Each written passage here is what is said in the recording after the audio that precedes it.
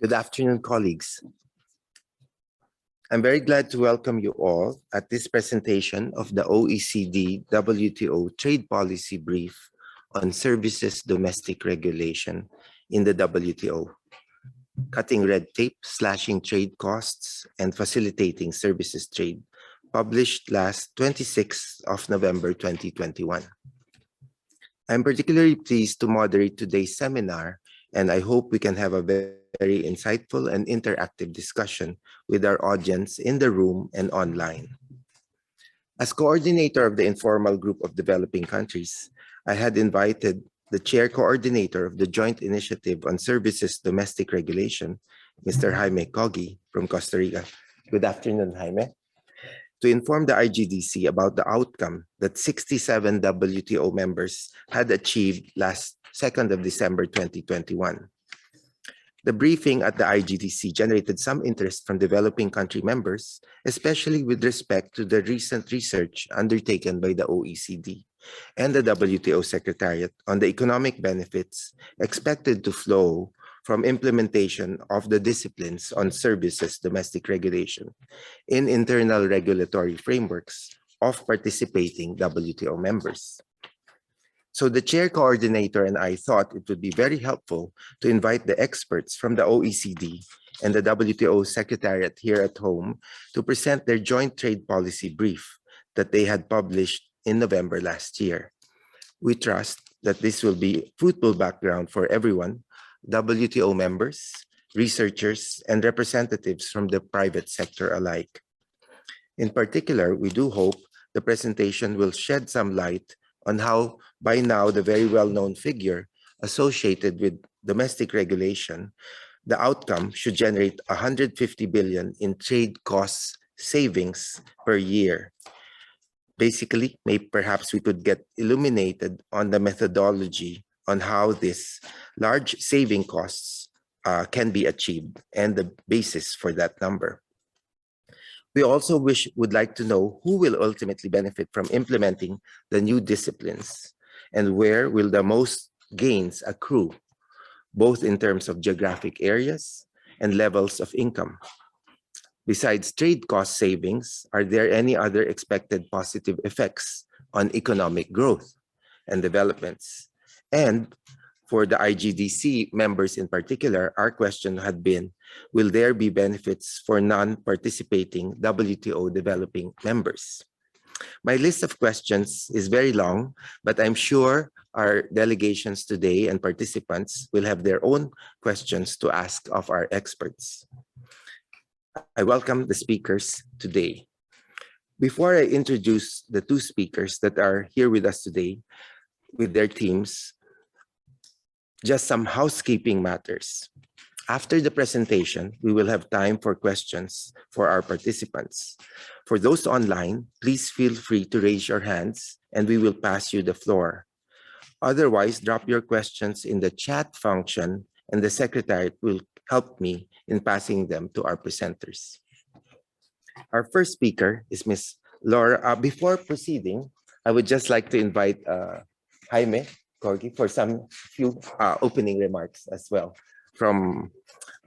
We have heard from him a lot on the domestic services regulation achievement, and I pass the floor to you. Thank you, Ambassador. Thank you for accepting and for moderating this interesting session. I would like also to thank the two speakers, Laura and Sebastian, for being with us today to present the report. I just like to mention. I would like to mention that this. We hope that during this session we will we can share some light and shed some light on how the disciplines negotiated under the joint statement initiatives are beneficial for in terms of cost savings and also in terms of new trade opportunities. Both for the participating members and as well as to the WTO as a whole, and being that the disciplines will apply on an MFN basis. With that, thank you very much, and look forward for this session. Thank you. Thank you to Jaime. Our first speaker is Ms. Laura Biker. Laura is Economic Affairs Officer at the Trade in Services and Investment Division here at the WTO. Her main responsibilities relate to the collection and analysis of measures affecting services trade in the context of the WTO World Bank Services Trade Policy Database. Our second speaker will be Mr. Sebastian Banz. Sebastian is a trade policy analyst in the Trade in Services Division of the OECD in Paris, from where he is connected with us today. Since joining the OECD in 2015, he has led research on services provisions in regional trade agreements, service trade costs, services employment, and firm-level impacts of services trade barriers. Let me pass the floor to our first speaker, Laura. You have the floor.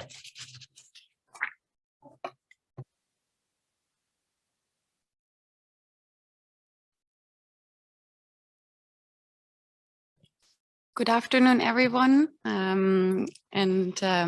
Today we will present the joint research brief that we have published together with the OECD. And as I have been kindly introduced already by the ambassador, I'm Laura from the Trade and Services and Investment Division. So I will first provide you with some background information on the research that has been conducted on services domestic regulation here at the WTO and at the OECD. So at the WTO, we have been publishing a staff working paper in September last year, where we analyzed the prevalence of the services domestic regulation disciplines in regional trade agreements and national regulatory frameworks, and we analyzed the potential linkages with economic performance. And then also our colleagues at the OECD have been working on 2 publications relating to services domestic regulation. The first policy brief that was published in June 2021 and dealt with the reduction of trade costs through services domestic regulation reform in the APEC region. And the second policy brief, then published in October 2021, contained figures on the reduction of trade costs across the G20 economies. So we have realized that we follow relatively similar strands of research. So we decided that together with OECD and WTO colleagues, that we join forces and publish a joint OECD-WTO trade policy brief, which was published in November 2021. And here we combine the research efforts of both of the organizations, and this policy brief will be also the subject of today's presentations. So since the initiative was approaching the conclusion of negotiations at the end of last year, this brief looks at the economic benefits that could result from an implementation of the outcome on services domestic regulation. And I would like to point out 4 key benefits that we have also summarized and explained in the brief. So the first benefit that we have identified is an improvement of the business climate.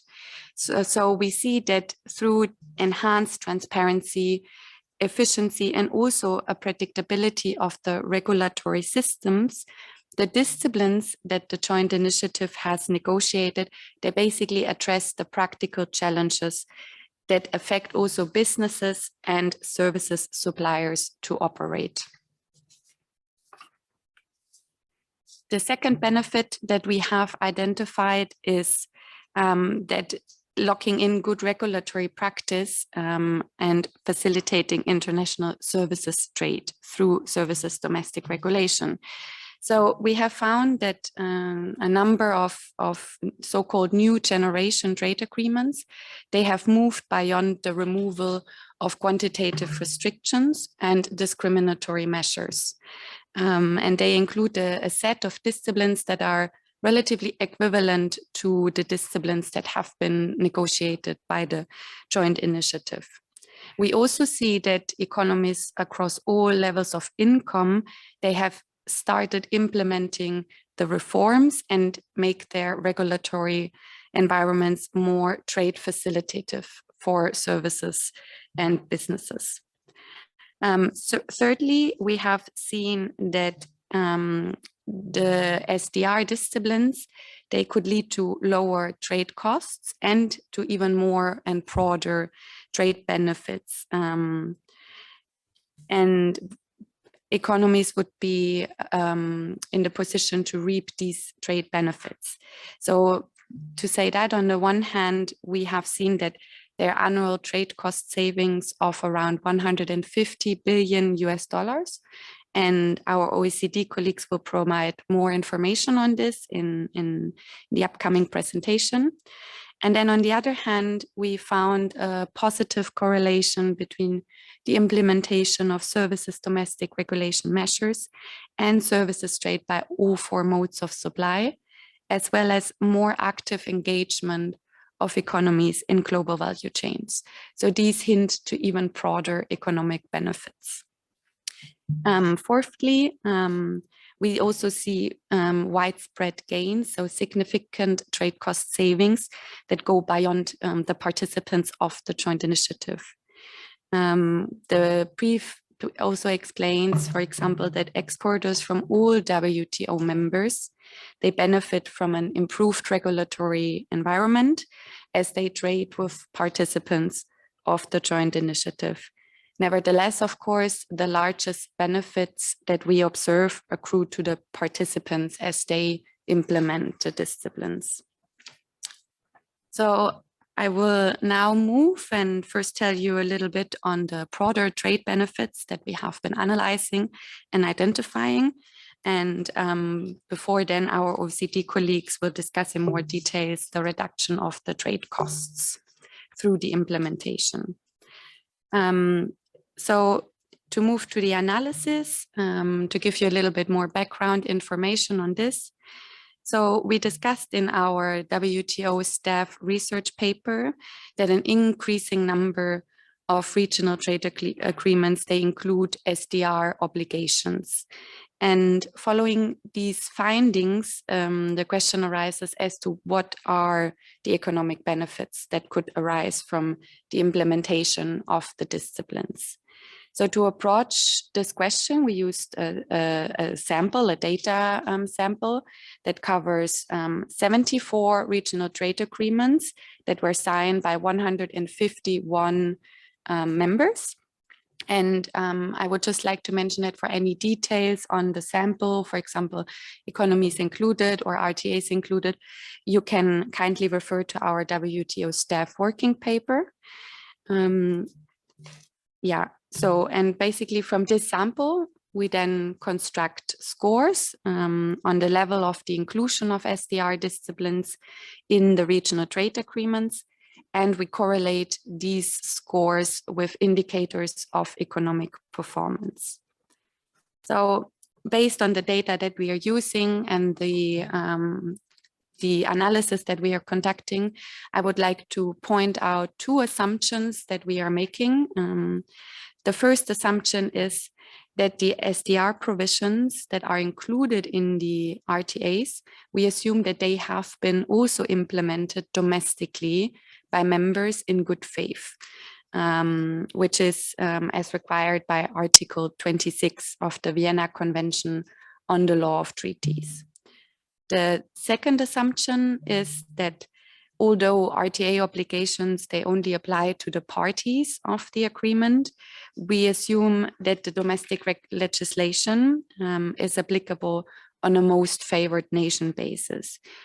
But we do assume that this is a reasonable assumption since the implementing regulations of the obligations of the RTA obligations, for example, licensing and qualification requirements and the publication of laws and regulations, they will in most cases not differ on the origin of the trading partners. Now moving to the methodology and the construction of the services domestic regulation scores. So as I've already mentioned, we construct scores that capture the level of inclusion of SDR disciplines in RTAs for each member. And these scores, they are defined as simple averages across all of the SDR disciplines, and they range from 0, which means that the discipline is absent in the RTA, to 1, which means that the discipline is adopted or is included in an RTA. So this means taking a simple average means that we are not putting any priority or hierarchical order to any of the disciplines. Then secondly, we also assign an equal score of 1 to hard and soft obligations, since the joint initiative foresees various flexibilities also in implementing the disciplines. And so we think that our scores are actually a close reflection of the legal nature of the disciplines. And then lastly, our sample, of course, also includes members that have concluded more than just one regional trade agreement. And in cases as such, we select the most ambitious obligation of each respective disciplines to enter the score. So in other words, we assume adoption of the discipline when the member has included the obligation at least once in its trade agreements. So now moving from our analysis over to the scores, and now to what are we doing with these scores, to the correlation analysis.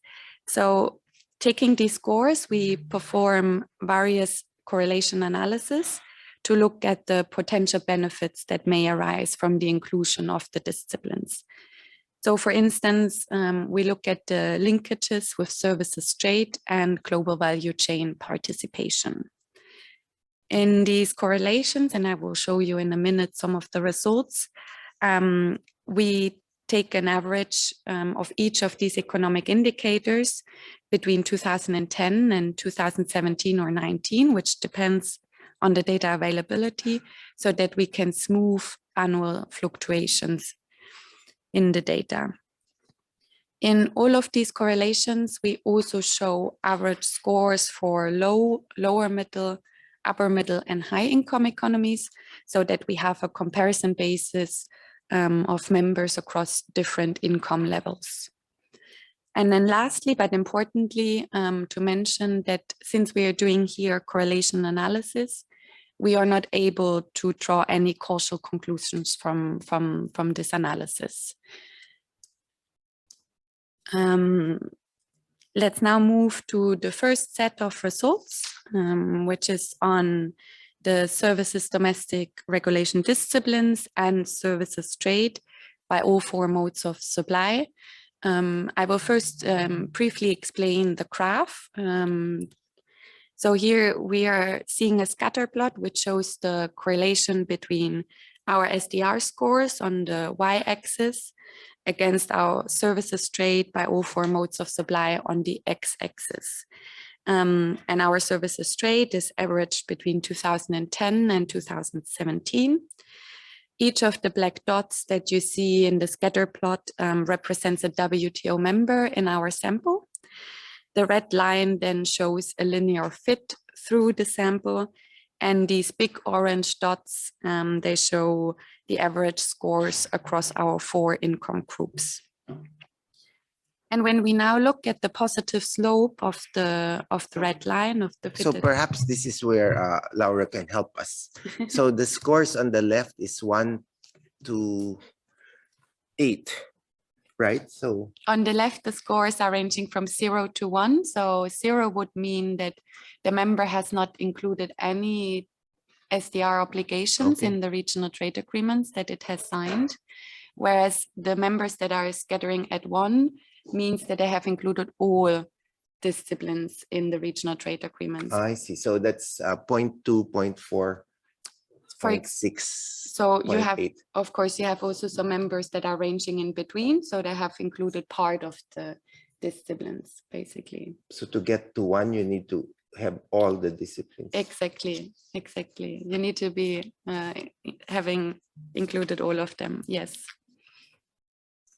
Okay, and then who are those dots on top which have all the number ones? Who are they? The ones that are the one with the perfect score. That's something we have not revealed in this graph, but we always Is that the United Kingdom or some we don't know. Australia? We don't know.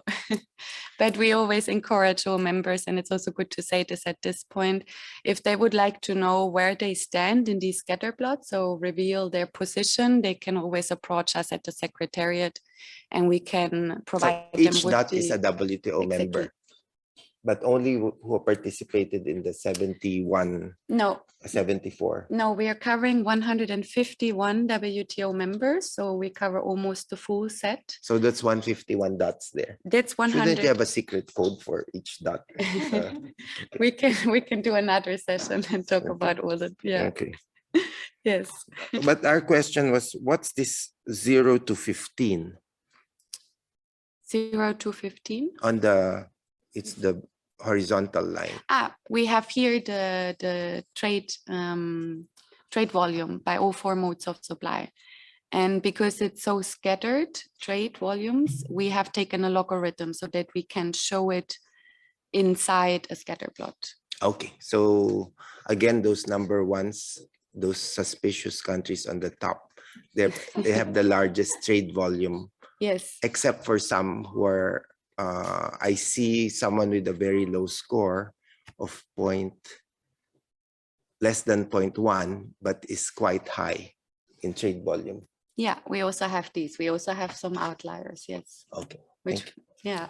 Okay, so that was one of the, we did not fully understand all this in the presentation before, and thank you for clarifying. No, thank you very much. Very important questions. So yeah, here, as we see, there's basically a positive trend between implementing the SDR discipline, so having a higher SDR score, and being more actively involved in services trade. And we think that it's interesting to look at services trade here because it's an important indicator, as services trade has grown faster than trade in goods, and it's still continuing to expand dynamically. We also think that for developing economies, services trade can offer opportunities to build know-how and technological capacity to achieve competitiveness at the global level. So here, cutting red tape in regulatory frameworks is particularly crucial to improve the opportunities for suppliers of all sizes and to participate in services trade. It can, for example, benefit particularly MSMEs and women entrepreneurs. They are usually less well equipped to deal with the costly requirements and procedures.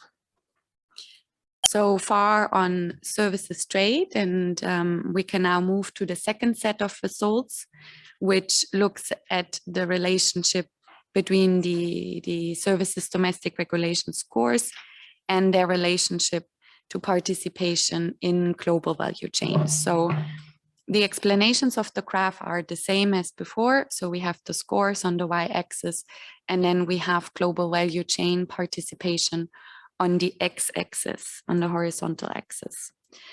And also in this graph, we can see a positive trend and the upward red slope that suggests that economies with more SDR disciplines in place are associated with higher participation in global value chains. And also here, we believe that the global value chain participation is an interesting indicator to look at, because the involvement in global value chains, they can offer enhanced development opportunities for the integration into the global economy.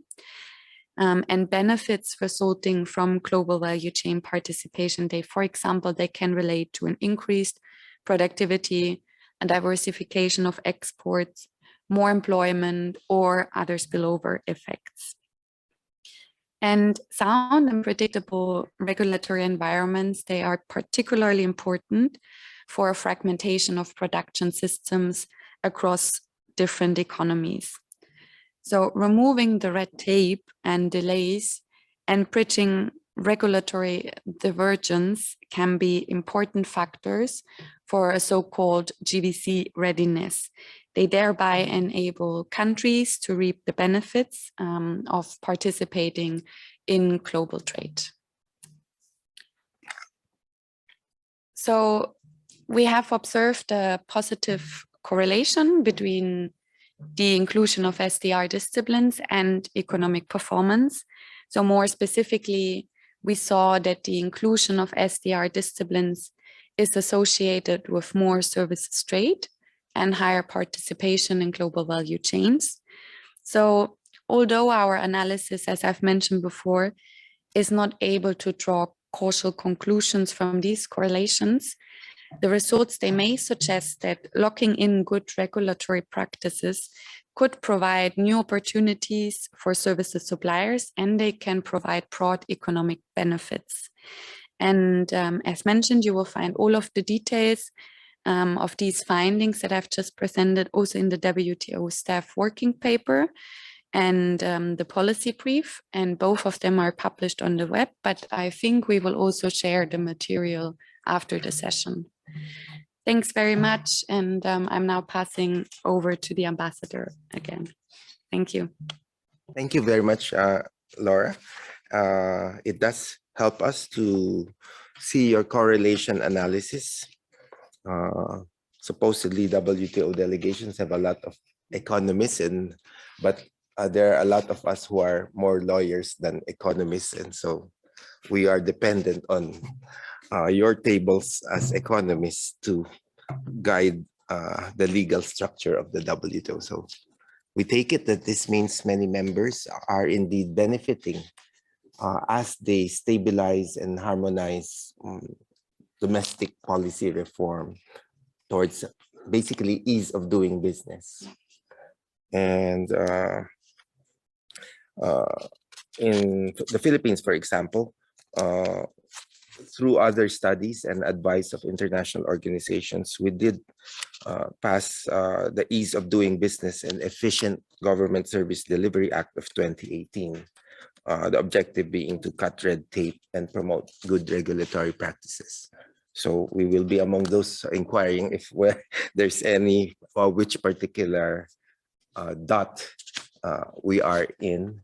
And of course, we won't tell the rest of the people unless we're in a good area. Okay, I will now pass the thank you for that. And if there's no burning immediate questions, we do have our second speaker, Mr. Sebastian Benz. And if I may pass the floor to you in Paris, we were expecting you here, Sebastian. I guess you do not want to leave the city of love, and you wish to remain there than visit very dull, quiet Geneva. Sebastian, you have the floor. Thank you very much, Mr. Ambassador. And no, I really would have liked to be in Geneva today with you. But unfortunately, today also is a meeting of the OECD Trade Committee. And therefore, I had to stay in Paris and connect to this meeting virtually. Thank you, Sebastian, but can we do a mic check, or could you replug your mic? We do hear you, but there is kind of some additional sound. Okay, wait. Is it better now? Okay. Oh, it started again. I think you would have to replug your microphone. Okay, 1 second.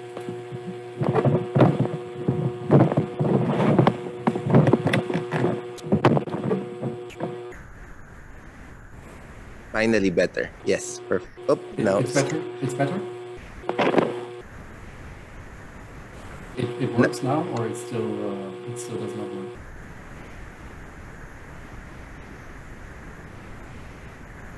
Can you remove your earphone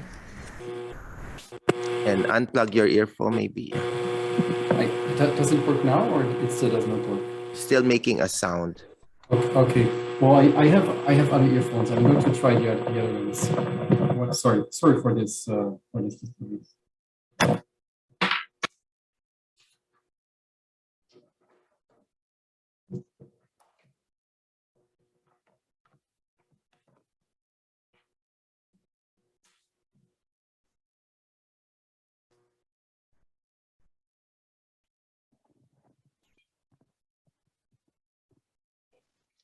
Okay, can you hear me now? Much better. Go ahead, Sebastian. Now I cannot hear you. Can you hear me now? Can you hear me better now? Yes, we hear you loud and clear. Okay. Okay, perfect. So yeah, apologies for this problem with the headphones. So I hope you can understand me well now, and yeah, I will be able to give my presentation without further issues. So yes, I mean these are the challenges that we face when we present virtually, and as I tried to say before, I would have very much loved to be in Geneva today to present this work that we did together with the WTO in person. But unfortunately, we have a meeting of the OECD Trade Committee today, and therefore I had to stay in Paris and give this presentation virtually. So let me share my screen with a presentation that I have prepared. And you should now see the presentation on our estimates of the potential reduction of services trade costs through services domestic regulation reform. Yeah, I would also like to thank my colleague or my colleagues of the WTO for the nice overview that they already gave over the joint work that we have done together in the last year. I think this has really been a very useful cooperation, and I would like to start with 4 key takeaways that I think are the most important to remember in order to benefit from this presentation. So even if you fall asleep after these listening to these 4 key takeaways, you will still have been able to get the most important information. So first of all, the OECD Services Trade Restrictiveness Index is a very flexible tool that measures services trade barriers in 50 countries around the world, and it can be used to assess the potential of reform proposals and of policy scenarios, including the Joint Initiative on Services Domestic Regulation. Then we use this tool and we show that this joint initiative will lead to improvements in a wide range of trade-related policy areas. What we also show is, and there we use previous research that we have published on services trade costs, we can show that a full implementation of the joint initiative or of the reference paper on services domestic regulation could reduce services trade costs by around 4% on average across all sectors and across all participating economies. And this reduction of services trade costs would result in annual trade cost savings of around 150 billion US dollar annually. So this is really the 4 key takeaways that I think everybody should remember. But now let me give you some more information. And also I've already heard that you're very interested in getting more information about how we calculate this number and how do we arrive at this figure of 150 billion US dollars. So let me start with some background information. First of all, what is the OECD STRI, the Services Trade Restrictiveness Index? So on the one hand, the STRI is a regulatory database that records applied policies affecting services trade. And on the other hand, the STRI also is a series of composite indices that provide a snapshot of services trade restrictiveness in the countries that are covered. And there is a linkage between the regulatory database and the indices. And what links the two, that's a codified algorithm of scoring different measures, of weighting different policy areas. And this is basically the connection between the regulatory database and the indices. But it's important to remember that the OECD STRI, it's both of those. It's the database and the index. And in order to measure the potential impact of services domestic regulation reform, we use the detailed measure-by-measure information in the regulatory database, and we use the codified algorithm to calculate hypothetical indices.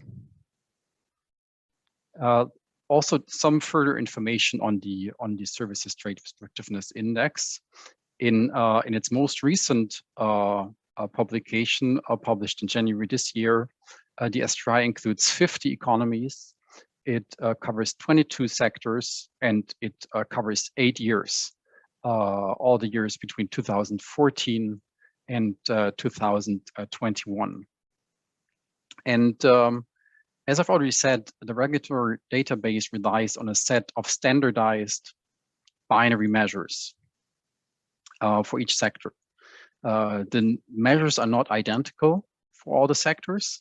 In fact, there's quite a significant difference in the number of measures per sector. So for example, for computer services, there are only 61 measures, and for insurance services, there are 143 measures. So that's the highest number of measures that we have in any given sectors. And as I've already said, almost all the measures are binary, meaning that they are either restrictive or they're not restrictive, which means that either we allocate a score of 0 for non-restrictive measures or a score of 1 for restrictive measures. So of course, this binary scoring, it sort of limits the extent to which we can capture differences in the regulatory regimes of the different countries. But with the high number of measures that we have in the STRI, this still allows us to capture even small differences between services regulation regimes of different countries. What's also interesting to know is that the measures that we have, they are classified under 5 policy areas: restrictions on foreign entry, restrictions to the movement of people, other discriminatory measures, barriers to competition, and regulatory transparency. And already looking at these policy areas, you see that some of those relate to market access and national treatment issues, others relate to domestic regulation issues. And in fact, we can also break down the measures that we have in the STRI according to their classification as either market access and national treatment or a classification as domestic regulation issues, and that's what you can see here on this slide. So here in green, you see the share of measures in each sector that pertain to the area of domestic regulation, and in blue you see the share of each the share of measures in each sectors that pertain to the area of market access and national treatment. And yet it really shows the importance of domestic regulation in some sectors such as telecommunications. The share of domestic regulation measures is at around 60%, but also in other sectors, for example, rail transport or courier services or commercial banking, the share of domestic regulation measures in the total number of measures is above 50%.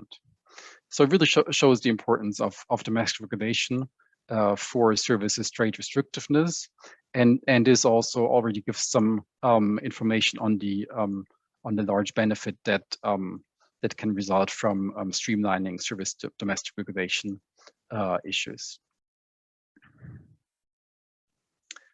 In addition, let me give you some examples for the domestic regulation issues that are mentioned in the reference paper and that are also covered in the OECD STRI. Not all the issues in the reference paper are included in the OECD STRI. That's the first important observation. But most of the important issues are included. For example, regarding economy-wide measures, we do have measures on the publication of laws to the public. We do have measures on public consultation on draft laws. We do have measures on judicial appeal. And then there are also a number of sector-specific measures for which we collect data, for example, on the maximum time for regulatory decisions, on the transparency of the licensing procedures, on procedures for the recognition of qualifications, and also on the reasons for denial of licenses. These are sector-specific measures, so we do not collect them in all the sectors, but also you will know that not all of these measures are relevant in all the sectors. At this stage, let me also mention that in some cases, in fact, there can be a slight difference between what we measure in the STRI or what is included in the STRI and the wording in the reference paper on services domestic regulation.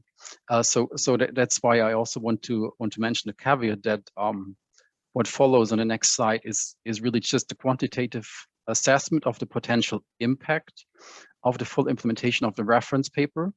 What it is not, it's definitely not a legal assessment of whether a country's applied regime already is consistent with the reference paper. So that's not what we're doing. It's really just a quantification exercise. And in some cases, we do interpret sort of the spirit of the reference paper that it aims to liberalize specific measures that we have included in the STRI. So let me start with the observation that the disciplines considered in the reference paper, they offer potential for a significant reduction of barriers to services trade. And here you see the first slide that shows the reduction in percentage terms of our services trade restrictiveness index, of the index that we calculate. And you see that for all the different sectors that we cover, you can see that impediments to services trade could be lowered by on average 11% for all participating economies. And this assessment assumes that all the disciplines mentioned in the reference paper are fully implemented across all the economies. So basically, what we do in order to calculate this effect is that we simply remove all the remaining restrictions in the STRI database related to these disciplines in the reference paper, and then we calculate a hypothetical STRI for each sector in each country, and we compare this hypothetical STRI with the true STRI of all the countries. And the hypothetical STRI is 11% lower on average than each country's current STRI, and that's what you can see here on this slide. So this slide shows that the full implementation of the disciplines in the reference paper will lead to a significant reduction of services trade barriers. But of course, not all countries will be affected equally. There is some heterogeneity across countries. Basically, this heterogeneity mostly depends on the current applied regime regarding the measures included in the reference paper.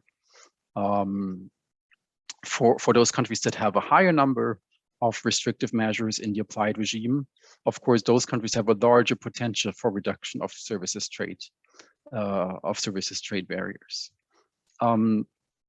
So what you cannot see here in this graph, but I think this is very interesting, is the number of policy changes that we simulate in this scenario. So regarding economy-wide policy changes, in this scenario, we simulate the elimination of 19 economy-wide services trade restrictions. So in other words, it's 1 out of 3 of the participating economies that would implement an economy-wide policy change. In addition, there are more than 400 sector-specific policy changes that are simulated in this scenario.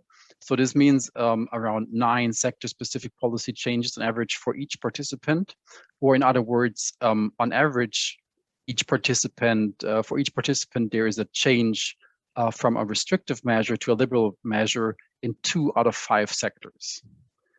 So all the participants have a sector-specific change in 2 out of 5 sectors on average. Of course, some participants have more than that, some have less, some have 2 changes in 1 sector. Everything is possible, but on average, in 2 out of 5 sectors, for each participant, there is a change from a restrictive measure to a liberal measure. So then using a methodology that we present in a recent OECD publication on trade costs for services, we can translate this reduction of services trade barriers to a reduction of trade costs. And across sectors and countries on average, we do find that this streamlining of services domestic regulation measures that we simulate here could potentially reduce trade costs by 4% for all the participating economies. And what you can see here on this chart, you see the average indicated by the red line, and you see differences across sectors. And you can see that the trade cost impact would be largest in highly regulated sectors, where licensing, registration processes, and also recognition of qualifications are very prominent. For example, commercial banking stands out here with a potential reduction of almost 14%, but also insurance, architecture, and computer services or telecommunications figure prominently. So now we do have information on the percentage reduction of services trade costs. And we use this information together with data on trade flows in 5 broad services sectors in order to estimate potential trade cost savings. And here at this stage, we go from the 22 sectors that we have in the STRI database, we go to just 5 broader service sectors because of data limitations, because the data on bilateral services trade flows is only available for these 5 broad services sectors. But most of the sectors that we have included in the STRI are also included in these in these 5 sectors. So let me first give you some information on the volume of services trade in these sectors. I think this is very important. You see this in the blue circles on top of this slide. So overall, in these 5 sectors, the annual trade volume is around $3 trillion US dollars. Of these 3 trillion, around 40% are in other business services, 30% transport services, 15% in communication services, 10% in financial services, and 5% insurance and pension services. And of course, this volume of services trade plays an important role for the extent of services trade cost savings. However, it's not the only determinant. And you can see this when you look at the bars at the bottom of the chart, because these bars, they indicate the total trade cost savings in billion US dollars. So according to our calculations, as I've already said, total trade cost savings are in the range of 150 billion US dollars.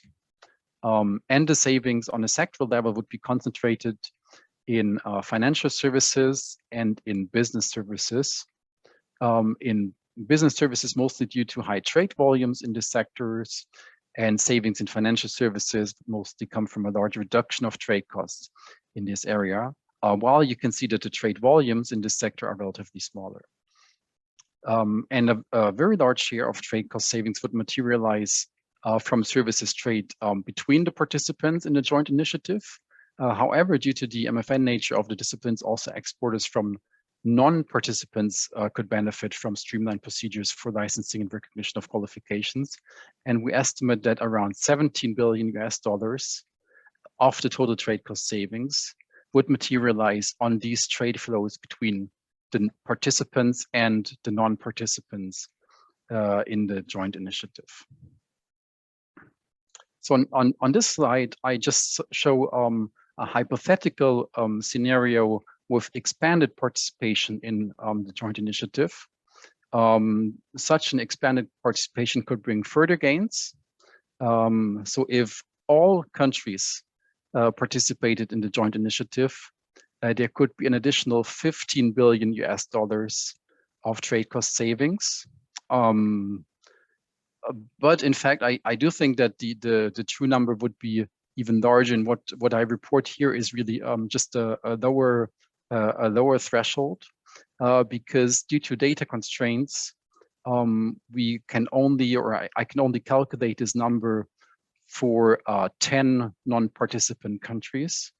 So basically, what you can see here is the additional trade cost savings if 10 further economies joined the joint initiative. And for other countries, we cannot calculate the impact on trade cost savings because the data is not available.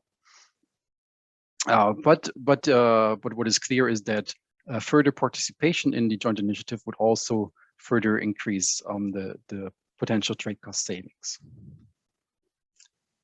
Let me also, and this is going to be the last slide, let me also show you some further information on the global distribution of trade cost savings and also the global distribution of services trade flows. So first of all, this chart shows trade cost savings and trade flows. On the left, trade cost savings, and on the right, trade flows. And it decomposes trade flows and trade cost savings to the group of within OECD countries, then within non-OECD countries, and also flows between the OECD and non-OECD countries. So in blue, you see all the, for example, on the right, you see all the trade flows, services trade flows between OECD member countries, and that's around 60% of global services trade. Then around 35% of global services trade is between an OECD member and a non-member country, and around 5% of global services trade is within non-OECD member countries. So that's the smallest share in this chart here. And on the left, you see the same decomposition for trade cost savings that I calculate, and there, in fact, the decomposition gives very similar values. So here it's around 55% of trade cost savings that materialize on trade flows within the OECD. Around 35% of the trade cost savings materialize on trade flows between one OECD member and a non-OECD member, and around 10% of the trade cost savings materialize on trade flows within non-OECD members. Now you might say, well, there's not much to gain for non-OECD members then, because these shares are so small. However, I would argue that in fact the opposite is true. Gains for OECD members in this chart are very large because of their active participation in global services trade. So in the OECD as a whole, services trade is around 15% measured as a share of GDP. By contrast, for low and middle income economies, services trade is only around 8% of GDP. So in other words, there is a large potential for these low and middle income economies to expand their participation in global services trade. And this would also increase their possibility to benefit from trade cost savings. And at the same time, streamlining of services domestic regulation would also facilitate further services trade, could also facilitate integration into global value chains, as we've heard before, with additional gains also for non-OECD countries. So let me come to the end and conclude with a brief summary. I've shown you that the joint initiative on services domestic regulation is an avenue towards reduction of services trade cost. Based on the current list of participants, annual trade cost savings are in the range of 150 billion US dollars. A large share of these savings comes from trade in financial services and business services, and roughly 17 billion US dollar result from services exports of non-participants to participating economies. Expanding the number of participants could bring additional trade cost savings of around $50 billion annually. And also what I've shown you is that non-OECD countries, they could play a role for more than 1/3 of annual gains. So in fact, non-OECD countries, they do have an important role to play for these trade cost savings. So thank you very much for your attention. Let me end here, and I'm looking forward to any questions or comments.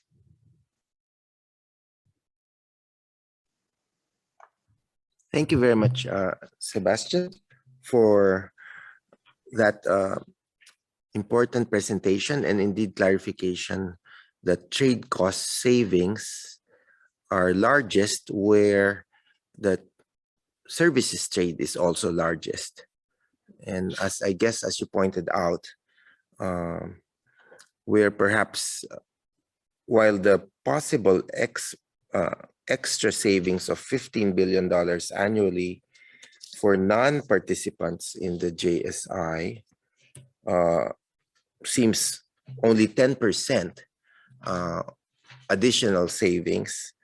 I think you pointed it out that having less regulation or more efficient regulation in the services sector would actually lead to expansion of services trade, I think, which is the bottom line.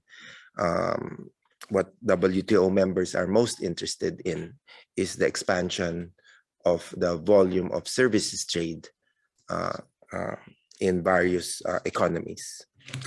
I would invite you to comment on that. And I do notice that you seem to have identified a very large saving in financial services sector, while the financial services sector is relatively 358 billion, so just less than 10% of the total services trade. Could you comment on the large saving in financial services and its relevance? So maybe I'll give you that first to comment, and I will be opening the floor to questions from our audience and experts, and also from Jaime and our colleagues here in the WTO. Sebastian, maybe you have a few additional comments, and the floor will be open after.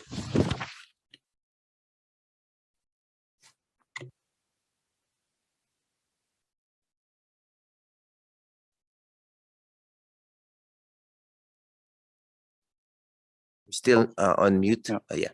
Oh, yes.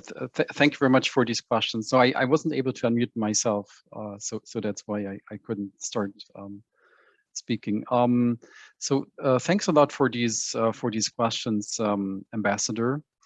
So on the distribution of trade cost savings across the different sectors, I would say that there are at least 3 different channels that determine the extent of potential trade cost savings on the sector level. And the first channel, of course, is the volume of services trade in each sector. The second channel is the extent to which the disciplines in the reference paper can reduce services restrictiveness in a sector. And the third channel is the extent to which services restrictiveness, as measured by the SRI, can reduce trade costs for services. So it's really the combination of the 3 that are important here. But also for each of the 3 channels, there are further considerations. So for example, when thinking about the volume of services trade, it's not sufficient to just consider the total trade volume that we observe globally. So for example, if you imagine a hypothetical world with just 2 countries, one of the countries already has implemented all the disciplines of the reference paper in its applied regime, and the other country still could reduce services trade restrictiveness by following these disciplines. In this case, in fact, only services imports of the second country could benefit from trade cost reductions. And imports of the first country, they would not be taken into account for the calculation of trade cost savings. So what matters for the magnitude of these numbers is not just the global volume of services imports, that we see, but it's really the volume of services trade in countries that also have a large potential for the reduction of services trade barriers. So it's really it's not trivial to just compare trade cost savings with global trade volumes. And on your first question, this is a very important question on the distribution of gains. So which are the countries that benefit most, which are countries that benefit less, and with the methodology that we use to calculate these numbers, we can provide some meaningful information on the distribution of gains, but it's also where this approach easily reaches its limits. So, for example, with the approach that I'm using here, it's not possible to give a reasonable assessment of benefits for individual countries. Let me just say what I think are the three most important conclusions relating to the distribution of benefits for individual countries. I think the first most important conclusion is that all the participants in the joint initiative, they will benefit. And the more they engage in services trade, the more they can gain from trade cost reduction. So that's also something that I showed you. But what is also important is that our study emphasizes trade cost reductions, but these trade cost reductions are not the only source of benefits. So economies that participate in the joint initiative, they can also benefit through other channels, including there are benefits for domestic firms that only are active on the local services markets, but also those firms would benefit from more transparent or more efficient or more predictable procedures on services domestic regulation. I think the second conclusion is that also those countries that do not participate, they can potentially gain. The benefits are smaller, but it's very clear that also services exporters in these countries will profit from streamlined services domestic regulation in the participating economies if they export to these economies. So there are also benefits for the non-participant. And I think the third conclusion, in my view, is that countries or economies that do currently not participate in this initiative, they could potentially do better, even if there are maybe reluctant to sign up to the initiative. They could do better by implementing the disciplines of the reference paper in their domestic regime, and thereby just create a more favorable and more predictable and more efficient business environment for domestic as well as foreign services businesses.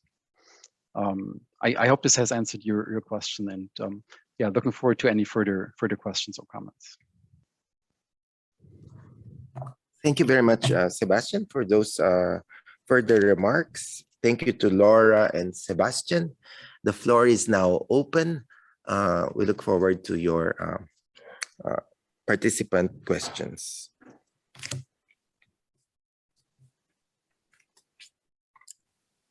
May I give the floor to Colombia, to be followed by India. Colombia, you have the floor. Thank you very much to Ambassador, and thank you, Laura and Sebastian, for this very interesting presentation. I think that it is quite useful, and particularly for countries like Colombia, that we are a developing country that are evaluating all the possible way to improve our effort, our export offer, particularly in services, which is maybe the fastest growing sector in our whole economy. I want to thank particularly also these last remarks by Sebastian in regards to these three conclusions that he presented, because I had some doubts about, not doubts, I have some observation about that second remark that he made about the benefits beyond trade. And this is something very, very important, because in Colombia, we approach this negotiation, the GSI negotiation, in a very optimistic and let's say ambitious way, in the sense that our internal or national institutions have evolved naturally towards all these obligations that we achieve in the GSI. And that was because we saw them as beneficial for our own internal trade. We are not that big exporters, services exporters, but we have a very interesting internal market. And that when he reaffirmed this, let's say, observation that our institutions made naturally, the natural evolution about the benefits to local service suppliers, I thought that it was, I mean, it reaffirmed maybe what we thought about this, and that was the reason we believe this initiative is so important. And I want to ask maybe if he has more information on that. I know that is way outside the scope of the exercise and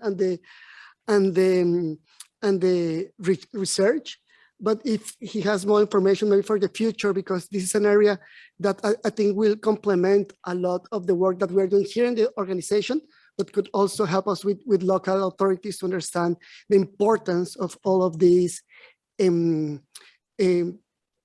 regulatory improvements. Thank you. Thank you to Colombia. I'll gather a few questions. India, you have the floor.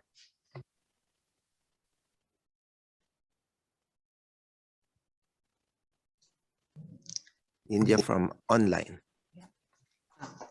Thank you so much. And we applaud the hard work done to arrive at the conclusions and the overall figure for the benefits from the SDR disciplines, and which is very, very significant. The figure itself is very significant, with the services trade being less than the trade in goods. Regarding distribution of gains, there was a talk, there was a point which was made, and that it is not possible to have these done country-wise and the more granular one, and that is a bit disappointing, because that is what we were looking forward to, that how much of this $150 billion can be apportioned to the developing and the LDCs, and how can the SDRs be attractive to the exporter of the developing countries and the LDCs, and also the distribution of this $150 billion across geographies. We would appreciate more granularity on this in whatever extent is possible. That's the first part of my comments and queries. Second is that you also mentioned that there are gains beyond the trade costs decrease, and while that is appreciated, the fact also remains that any cost, there is an engagement in these SDRs at a cost, and domestic regulations for developing countries and LDCs also comes with a huge infrastructure and implementation costs. So how has this been factored in your study? What is the cost vis-a-vis the benefits for these countries? The third part is about the future targets or future gains, which Colombia also hinted at, and that would be useful, because just an annual figure is a very static figure. How do you see this growing over the years? You may be having assumptions, but what would be the trend that you would hope to see in the future years? Thank you. Thank you to India. Sangeeta, do you have one more question? Absent none, I will pass to Laura first, and then Sebastian. Indeed, just some general questions, and it's definitely on the granularity of this 150 is very interesting. And of course, the flip side of savings is for developing countries, implementation costs. For us to get these savings or deliver these savings perhaps to the private sector, because the private sector, I presume, and correct me if I'm wrong, it is the private sector who is going to get these savings. And hopefully we have a payback for those savings. But there will be that implementation cost for governments in developing countries. And of course, the third aspect, both from Colombia, is on the future trends. And hopefully there will be some future growth in volume of trade and service. Laura, then Sebastian. Thank you very much for the comments and questions. I'm just like answering to two of the points that were raised, and then I will leave the difficult part on the granularities of the 150 billion to Sebastian. So the one question was like the question on benefits beyond trade. And I think it's also really important to point this out, because the trade brief that we have published is really only about trade. So from the WTO side, we also have made some correlation analysis on other economic indicators that are not trade related and that are also in our WTO staff working paper. So for example, we can also show that the implementation of the disciplines could potentially lead to larger entrepreneurship. So new companies, new startups getting into the economy. That's one thing that we show. And then we also show that the engagement in services sector as a business, so the size of the services sector itself, the domestic one, is also increasing through the implementation of the disciplines. This is one thing on what we can say from WTO side. And then on the distribution of gains, also here, it's very difficult to obtain the data, and I suppose Sebastian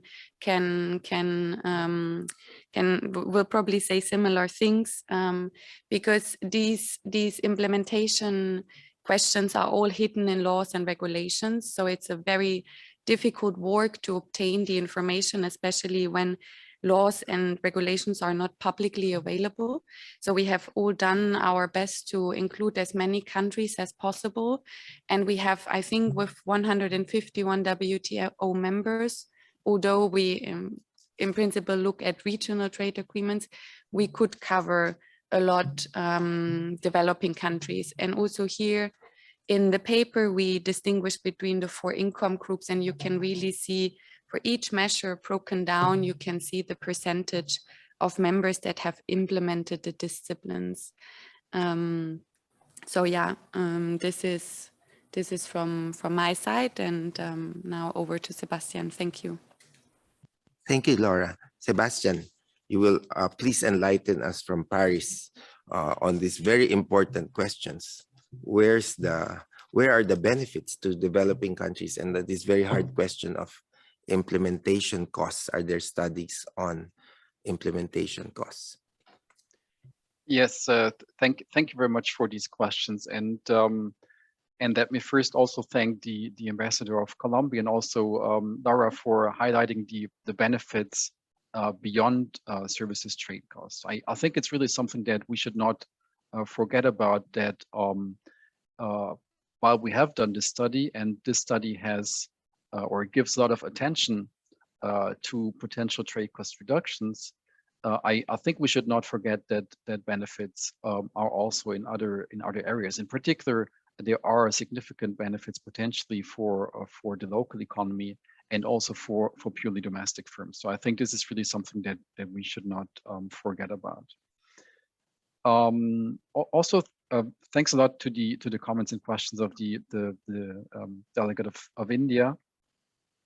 I think these are really very important questions. So I mean, on the first of all, on the distribution of gains between developed countries and LDCs, or between OECD countries and non-OECD countries, I think this is really crucial. I can fully understand all the policymakers that would like to have this information and who would like to know exactly by how much their country are going to benefit. But this is very difficult to calculate. First, because of data availability. Second, because of limitations on the methodology that we use. So, for example, I mean, in the approach that we use, we do calculate trade cost savings for all bilateral trade flows. So we would look at trade flows, let's say, between France and Germany, and we would calculate potential trade cost savings for these trade flows. But even after doing that, we still don't know how much of the savings would go to France and how much of the savings would go to Germany, because really depends on the type of business relationship that we're looking at. It depends on the market power of the businesses involved in this transaction, and it's not something that we have data on. So we cannot say of the trade cost savings that are incurred on trade between France and Germany, this share would go to Germany, the other share would go to France. That's really impossible to calculate, and this also means that we really cannot calculate the share that would go to an individual country. So unfortunately, that's not possible to do. But I mean, we can calculate the benefits that would materialize on trade flows within specific countries. So, for example, what I showed you were the trade cost savings that materialize on trade flows that just involve non-OECD countries. And of course, all those trade cost benefits, they would go to non-OECD countries. I mean, there's no question about that, because there's simply no OECD country involved in these transactions. And I think that also shows the potential for further trade cost savings if non-OECD countries or least developed countries would manage to further expand their participation in global services trade, and would be able to expand the volume of services trade, in particular among each other. Another important question, I think, is on the cost of implementation, and I do recognize that this is a challenge for some countries. We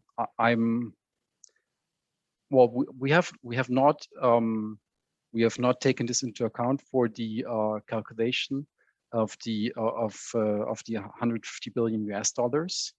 I do think that there is a significant heterogeneity with regarding the cost of implementation.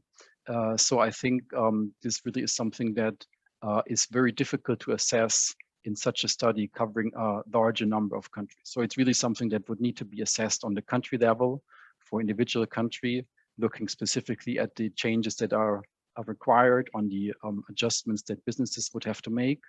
Of course, there would be some cost transitioning from one regulatory regime to another. But yes, I think this is best assessed on the country level. And of course, it's also true of what was mentioned, that the savings, or when I say savings, I do mean savings mostly for the private sector, so for the businesses that are involved in these transactions, and of course also for the consumers that buy services or that use services, imported services from other countries. So the savings would go to the businesses and consumers, and there could be some implementation costs that might be borne by the government or by the administration. On the trend of trade cost savings in the future, so this number that I showed you, this is based on the volume of trade flows from 2020, which was the year for which data was available when we calculated this number. Of course, depending on the development of services trade flows in the next couple of years, there is potential for an increase in these savings. But of course, then it means savings of trade costs. It always means saving of trade costs relative to the situation in which we are at the present. So basically, at the present, we are in a situation with a specific volume of services trade and with a specific level of services trade costs. If we manage to reduce services trade costs, we have a specific number on trade cost savings. If we manage to expand the volume of services trade, these trade cost savings could be larger. Thank you. Thank you very much, Sebastian. So indeed, the issue of allocation of who is gaining is quite difficult in this very technical services sector. It's almost like invisible trade, which among the economists, they've created another invisible factor, which as lay people are always wondering on that. So just a follow-up, I think we have from India Sangeeta. At the same time, my own follow-up questions to both Laura and Sebastian is that indeed allocating the benefits is really kind of a difficult issue. On the implementation cost, this has been a debate in domestic situations for policymakers. But I think one thing we could note from the services trade is that this is the demand for ease of doing business, shorter processing times, shorter permitting times, investors wanting their operations to start sooner rather than later, or a small business getting their export permit or some service license quicker than later, is something in many policymakers' view. What we did is a demand by our own citizens and not necessarily through international trade. And so it becomes a demand of the consumer, demand of the investor, demand of the businessman. And this goes to one of those areas of government and governance that is about service to the citizens or the constituents. And sometimes the cost of government. So when we had to pass our passport laws to make 10-year passports so that they don't have to come too often, it was more like a light on constituent or political demand. And us, the saving was in the time. So I was wondering whether this $150 billion is a calculation, but does it take into account what is often asked by our consumers and citizens? They want to save their time. Is this basically a time cost, or it doesn't include the time cost, the time savings? Because that's what many of our constituents want, that they want to spend less time in lining up for permits or clearances. So that's my follow-up question, and then I pass on also to Sangeeta. Sangeeta, you have the floor. Thank you, Ambassador.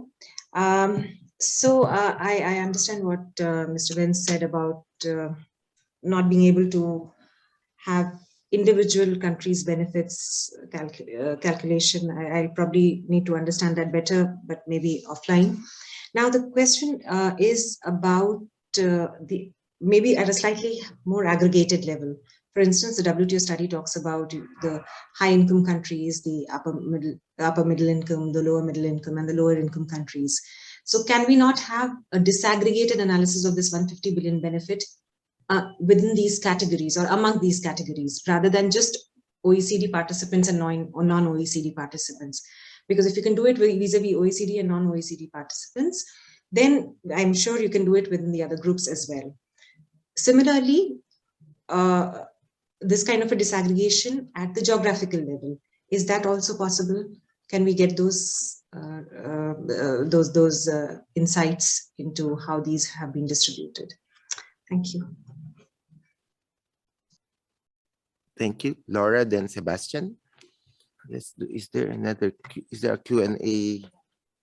And from Cambodia to both presenters, how many LDCs were part of the sample, either OECD interaction as well as in the gray area we're in non-OECD? So I pass that on as an additional question to both Laura, then Sebastian, please. So I can answer to the question from Cambodia for the WTO side. We have, I don't know the exact number of the numbers of LDCs, but we have included all the LDCs that have signed an agreement that includes services. So really every WTO member that has at least signed one regional trade agreement where services is part of is also part of our analysis. So there is certainly a large amount of LDCs also included into that, but we can probably put the exact number and provide you later on with this information. Thank you. Yes, and I'll just refer you to Laura's manuscript date September 15, 2021, which is the services paper on domestic regulation.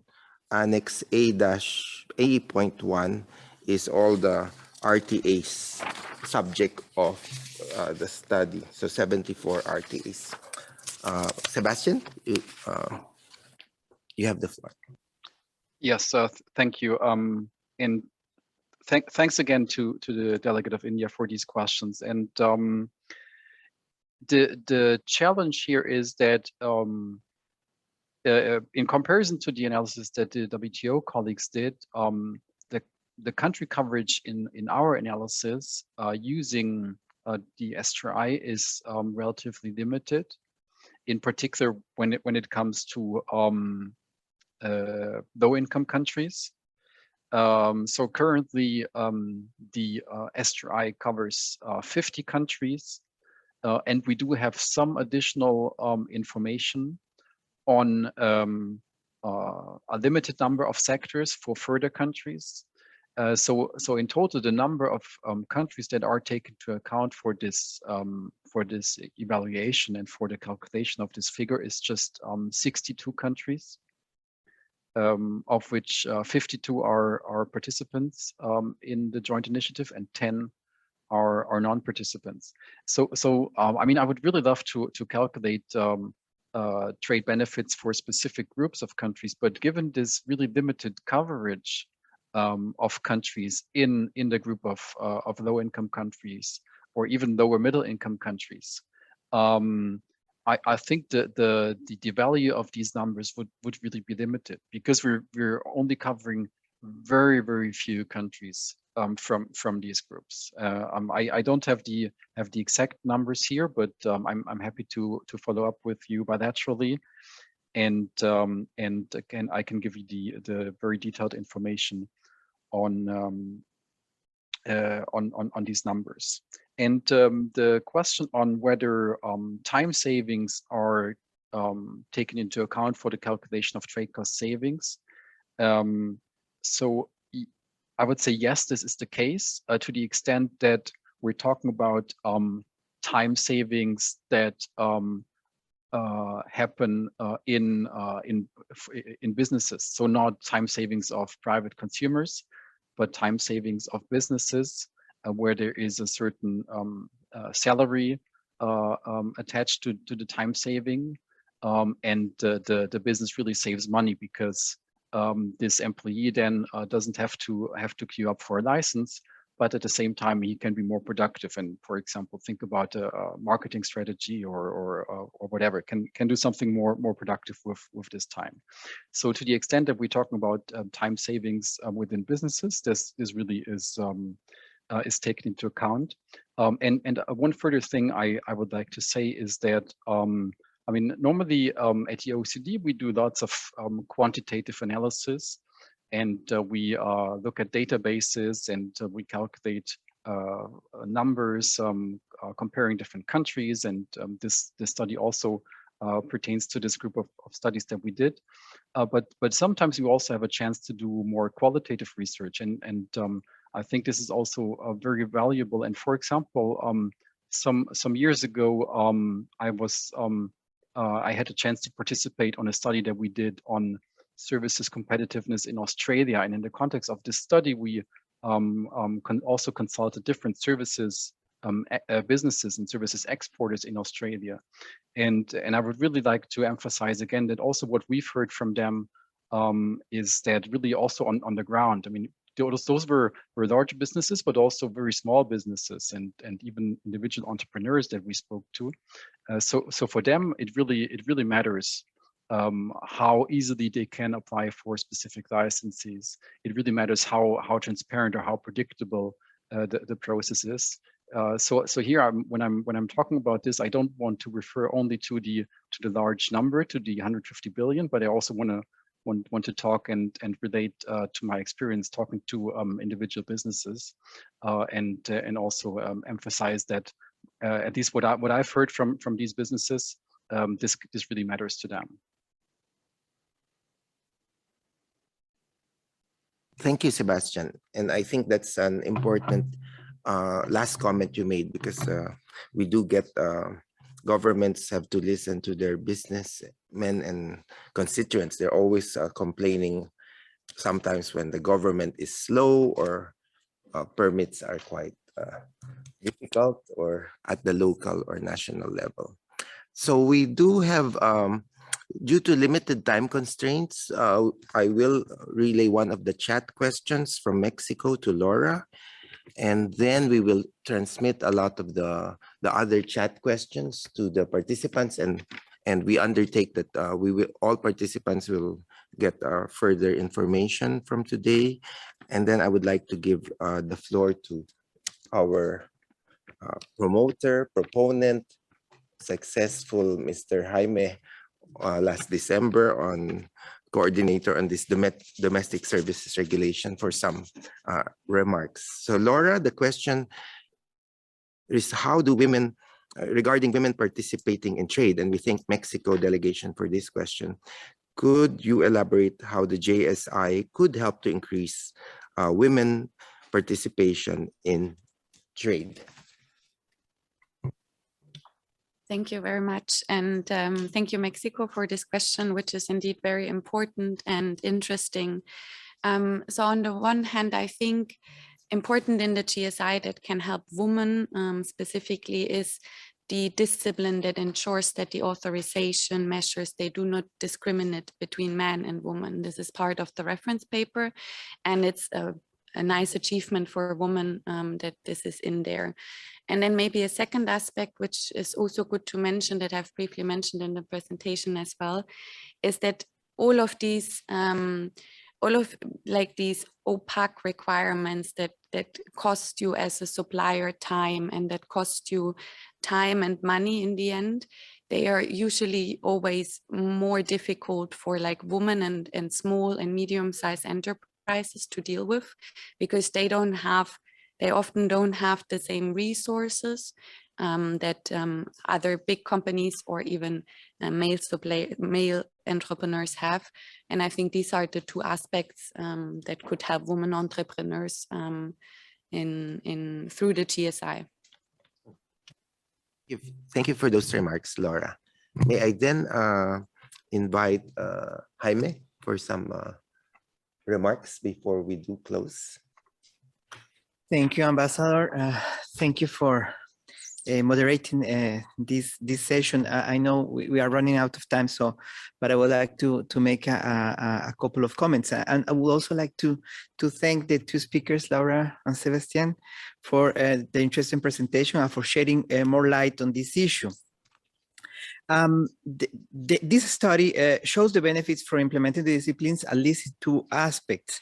First, the cost savings generated. This is particularly relevant if we consider that the cost of trading services is twice as high as that of goods. And regulation-related factors account for more of 40% of these costs. We have the US 150 billion figure of cost savings, including 17 billion resulting from services exports of non-participants to participants, and expanding the number of participants could bring also additional cost savings. There has been also mentioned the benefits for domestic firms beyond the trade field, but I wanted to stress that these are already very important figures. In fact, there are some other benefits. The policy brief shows other benefits related to improving the global conditions for participating in trading services and increase the services, as well as the enhanced participation in global value chains resulting from fostering the efficiency and competitiveness of domestic services sectors. Finally, I would like to stress that the disciplines we negotiated in this initiative address practical challenges that affect the ability of business, and in particular, the micro, small, and medium-sized enterprises to operate in the services market. And this has been recognized by different business associations from around the world. In sum, what I would like to mention here is that maybe as a takeaway is that we are talking here of very concrete and meaningful results deriving from the disciplines negotiated and the implementation of these disciplines. Thank you very much. And thank you very much for all the participants as well. Thank you to Jaime. Absent any burning requests from the floor, I would like to thank indeed on behalf of myself and all the participants today to the two speakers for sharing their knowledge with us. And indeed, this very insightful discussion on what does this $150 billion cost savings mean and how do we all can benefit from expanded services trade. And of course, special thanks to Jaime for as coordinator and chair of the JSI. And is it correct? It's 67, or with the EU, it should be a higher number? 67, counting the individual members of the EU. Okay, 67. Thank you for that. And of course, I'd like to have special thanks for the interpreters who assisted us today and the Secretariat of the TST, Trade and Services Division, Elena, Sheila, and Hati. And we thank the IGDC, who of course I am coordinating and chairing, Roberta and Raul, for coordinating with the Services Division on this important seminar. So delegates and participants, both in the room and online, we thank you for your patience, cooperation, and interaction for this afternoon. A very good afternoon to all of you.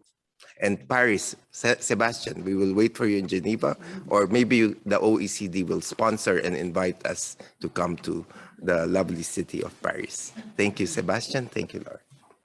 The meeting is now adjourned.